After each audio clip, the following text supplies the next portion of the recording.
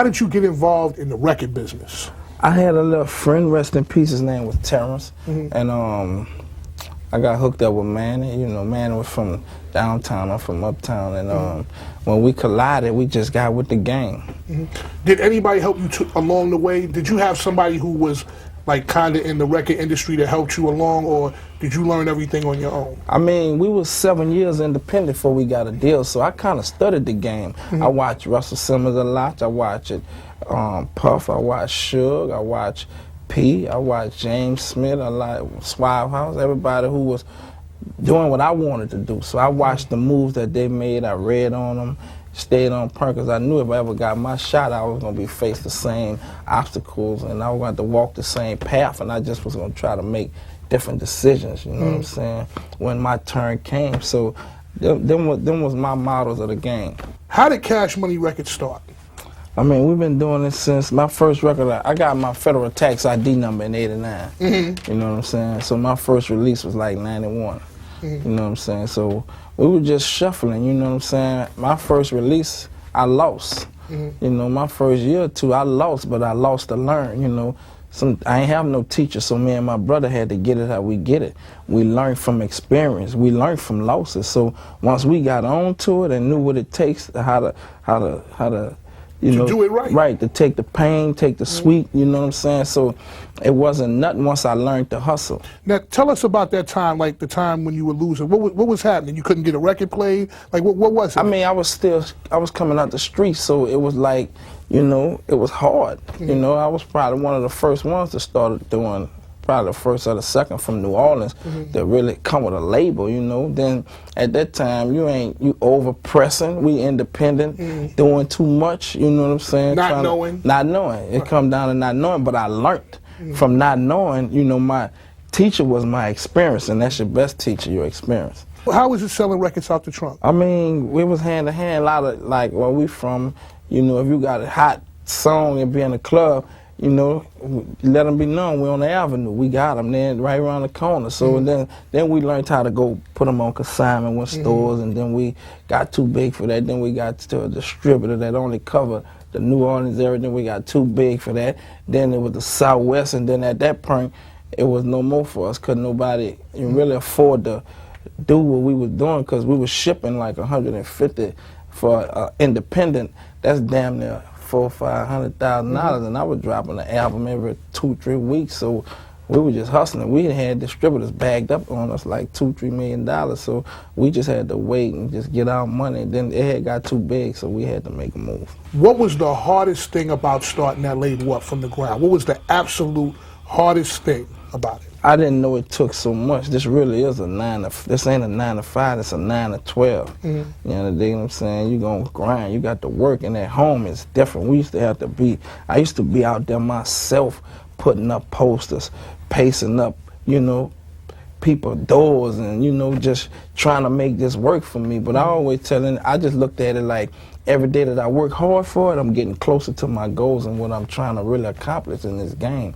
So, I mean, whatever it took, me and my brother, we was out there. I don't care, we did holes in the wall. We was from project to project. Wherever it had to go, that's where we had to go. What is your most favorite thing about being the CEO of Cash Money Records? What's the thing you enjoy the most? I mean, I enjoy just being in this situation because I can reach out to so many. I can reach out to where we come from. It's small, so I can grab and give. You know, I can give a homie who come out the penitentiary, come on, man, a job. My homies come home who, when I was young, they was older than me. You know, I could buy them a car. That's good to me. I like doing that. You know what I'm saying? That's stopping from doing some of the worldly things to get some of the material things. You know what I'm saying? But as far as with me, I just love what I do. I got a serious passion for this. I'm gonna be doing this till the man come get me. Cause I heard that you went on the road and you did a whole tour, and when you came back, I heard you brought everybody cars, you brought everybody houses. I'm good. I can't complain. I'm good. I got a lot of family. I got like 10 brothers, 12 sisters that I make sure that we provide for. You have 10 brothers, 12 sisters. 12, hold on. 12 altogether, or 10 brothers and 12 10 sisters? brothers and 12. I come from a big family. That means somebody was... My pa was pimping. Really, yeah, he was really handling his business. Down there they have a lot of kids. You know, in those days, you might have some like stay next door. They got 8. You might have 6. Ain't no 1. They started having 1 at 14 and 15. Now let me ask you a question. You have you said 10 brothers And 12 sisters. and 12 sisters. Yeah. How did you wind up dealing with your brother that you're dealing with now, instead of any other one or any of the other brothers? A lot of my brothers are old, and then at the time when my daddy passed, it was just us and my brothers and sisters. But Slim was more like cool. But I used to be out there trying to run him. But when I come home from jail, I come home to my brother, because a lot of my brothers and sisters were scattered out, and I just stuck with me and Slim. As growing up, we wasn't as close. I had another brother who passed away when we was 17. I was like 10 months older than him. So when I came home to my brother Slim, and we just stuck together. One thing that I want to know is, why do you never see him? Why does he never talk? I never hear anything from him. That's him, though. That's how my daddy was. He just laid back. He cool. Slim don't say too much, but he observe everything. Okay, so he's a dude. He's the watching kind of dude. At the end of the day, he the shot caller. Slim calling all the shots. If we disagree and I don't like it, at the end of the day, it's still his call. I look at him like my daddy. At the end of the day, he the man in my life. So whatever he say goes to me. Were you nervous when everybody started going their own direction, saying they want to do their thing, and you had to wind up taking the entire label on your back? You know what have made me nervous? If Manny Fresh would have broke, that would have made me nervous. Why? Because production is more important than beats. Than lyrics. You know what I mean? So you can give somebody who claim he got vocals with no beats. Who gives a fuck? Right. You know what I mean? I knew one thing. You know, the relationship me and Fresh had, Fresh been telling me, dog, it's time. He see it happening. And you know, I ain't never take heed because I raised him. I thought it was all what it was. So I was like, Fresh, I knew I had my dog. I said, ain't nothing to it. First of all, me and you got to do this. I said, and after that, I got this shit home. I need to do me a solo album. Now, it didn't bother you at all that all of those guys said, I'm not here. You know, I don't want to be down. X, Y, Z. How did you feel about that personally? Ain't nobody tell me nothing. So, you know, the respect they have for me, they couldn't tell me. They couldn't even face me. So, you know, it wasn't no thing. I just had to suck it up and play it for what it's worth. I was taught one way, family business you don't discuss, dog. That's dry snitching, that's ratting. I never do that. I could never go in a magazine and discuss nothing that happened way in New Orleans and put it in the public. I can't do that. It did hurt you a little personally. A lot. It hurt me more personal than Slim them because they was me. I was them. I was, you know, I was there when they folks wasn't there. I was there. You know, I made sure we ate.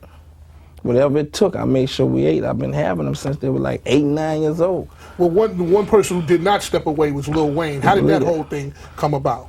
I mean, Shorty ain't know what they was doing because they ain't never went to Shorty with it. So, I mean, at the end of the day, it's like I tell them it is what it is, and I always said I got open arms for you. Then I'm glad that it happened like this because experience is your best teacher.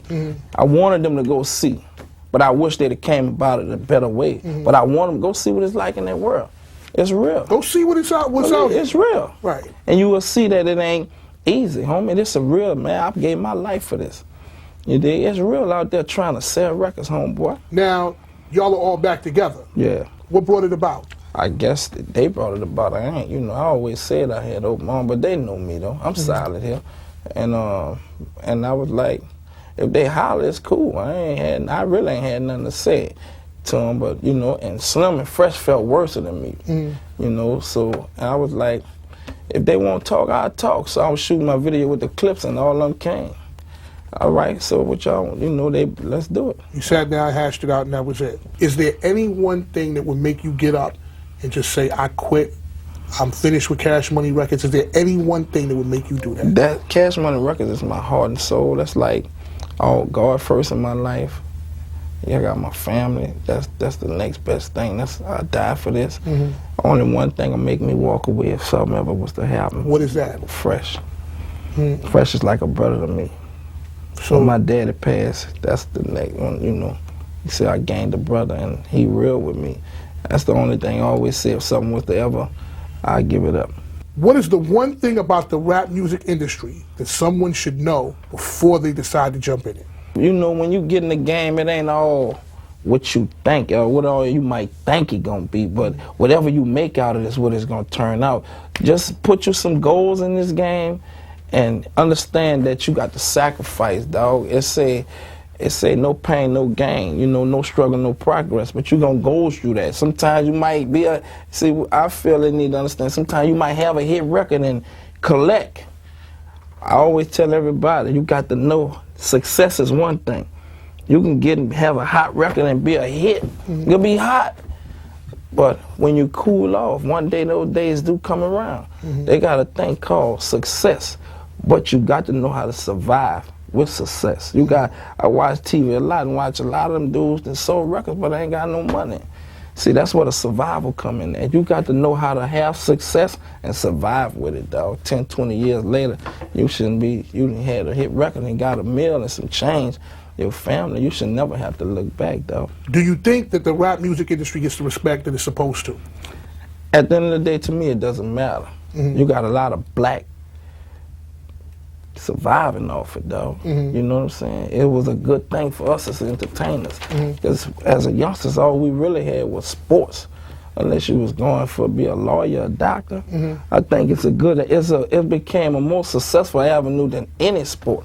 Because you can help so many. Describe yourself as a businessman. Give me 3 things that describe Baby as a businessman. I'm simple with my game, dog. It ain't complicated. See, some people can make an easy job hard. You ever heard if you clean the bathroom, clean it right so you ain't got to come back and clean it again? The game is simple, homie. It's very simple math. I don't make my job hard. And then I got another head with me, so that make it easier. My brother tend to deals with a lot of it, but to me, very, very simple. Does it hamper your creativity to be an artist and a businessman? Nah, it's easy for me. Because you now, not only do you have to think about the records, but you got to be like, damn, what am I going to sound scan this week? What about this? What about the price and positioning? What about that? Does that bother you? Nah, because I got it. I've been doing it. You know, it's common for me. I can look at that and know how I want price and position. So that's easier for me. And then, I mean, for the scans, I look at it like, if you ain't working, you ain't eating. So if you working, you eating. You know, sometimes you got to bag up, but